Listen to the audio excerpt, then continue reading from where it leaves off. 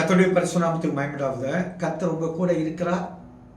நீங்க செய்கிற எல்லாவற்றையும் கர்த்தர் வாய்க்க பண்ணுகிறார். இன்னைக்கு நீங்க போகிற இடமெல்லாம் உங்களுடைய காரியம் வாய்க்கும். ஆண்டவருடைய நாமத்தில் இந்த வார்த்தையை சொல்றேன். இதை நம்புங்க, விசுவாசிங்க. இந்த நாள் உங்களுக்கு ஜெயமாய் மாறும். ஆதிகாமம் 39 அதிகாரம் 3வது வசனத்தை 4வது வசனத்துல பாருங்க. இந்த வசனத்துல எல்லாம் கர்த்தர் உங்க கூட இருப்பார் அப்படி சொல்லிடுறார். கர்த்தர் யோசேப்போட இருந்தார். இடத்துல உங்க பேரை போட்டுடுங்க. அவன் காரிய சித்தி உள்ளவனாய் நான். இதுவரை கர்த்தர் உங்க கூட இருந்திருக்கலாம். இதுவரை அப்படிப்பட்ட வாய்ப்பு இல்லாமல் இருந்திருக்கலாம்.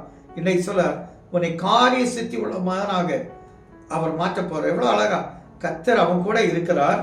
எவ்வளவு அப்பா இப்படி ஒரு வார்த்தை கர்த்தர் சொல்லி பாருங்க. அவன் செய்கிற யாவை கர்த்தர் வாய்க்க பண்ணுகிறார் என்று எஜமான் கண்டு. நீங்க செய்கிறதெல்லாம் விசேஷத்தா இருக்கு. அதனால நீங்க எந்த கம்பெனியில் இருக்கிறீங்களோ அந்த எஜமான் உங்களை உயர்த்த போறான். யோசேப்பின் மேல் தயவு வைத்து தன் ஊழியக்காரன் தன் வீட்டுக்கு விசாரணை காரணமாக்கி தனக்குண்டான யாவையும் அவன் கையில் ஒப்புவித்தான். உங்களை தலைவனாய் உயர்த்த போகிறார். உங்க கீழே ஒரு பெரிய ஃபேமை வைக்க போறார், கொடுக்க போறார். பெரிய பொறுப்பு கொடுக்க போறாங்க. நீங்க உயர்த்தப்பட போறீங்க. இந்த வார்த்தையை நம்புங்க. உங்க பிள்ளைகள் உயர்த்தப்பட போறாங்க. நீங்க உயர்த்தப்பட போறீங்க. ஏன்னா அதுக்காக ஒரு தூதனை அனுப்புறார். ஆதிகாமம் 24:40 பாருங்க.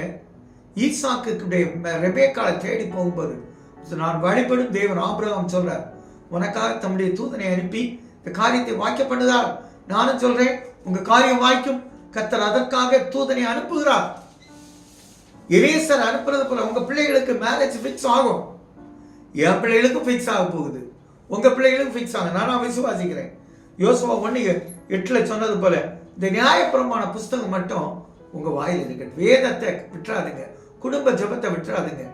அதை செய்தீங்கன்னா உங்க வழியை வாய்க்க பண்ணுவார். புத்திமானா நடப்பீங்க. நீங்க போற இடமெல்லாம் உங்களுடைய வழி வாய்க்கும். சங்கீதம் 37:5 சொன்னது போல கர்த்தரிடத்தில் மனமகிழ்ச்சி உங்க வழியை அவர் கர்த்தருக்கு ஒப்புவித்து அவர் மேல் அவர் காரியத்தை வாய்க்க பண்ணுவார். உங்க பிளானை கர்த்தர்ட்ட சொல்லிடுங்க. உங்க காரியத்தை கர்த்தர்ட்ட சொல்லுங்க. அப்புறம் பாருங்க, காரியத்தை வாய்க்க பண்ணிடுவார். உங்க குடும்ப ஜெபத்துல ஆண்டவரே ஏசப்பா இன்னைக்கு இந்த காரியத்தை எனக்கு செய்தாங்கன்னு கேளுங்க. கர்த்தர் கட்டாயம் செய்து தருவார்.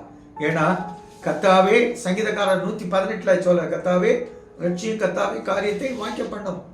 கர்த்தருடைய நாமத்தினாலே வருகிறவர் தோத்தரிக்கப்பட்டவர். கர்த்தருடைய நாமத்தில் உங்களை தேடி ஏசப்பாவை வருவார். உங்க காரியத்தை வாய்க்க பண்ணுவார். எங்கள் நல்ல தகப்பனே, எங்கள் காரியத்தை வாய்க்க பண்ணி இந்த நாள் நல்ல நாளாய், தலைமைத்துவத்தில் உயர்த்தப்படுகிற நாளாய், உன்னதத்திற்கு உயர்த்தப்படுகிற நாளாய் என் தேவன் எங்கள் ஆசீர்வாதத்தை நன்மை செய்ய நல்ல பிதாவே. ஆமென்.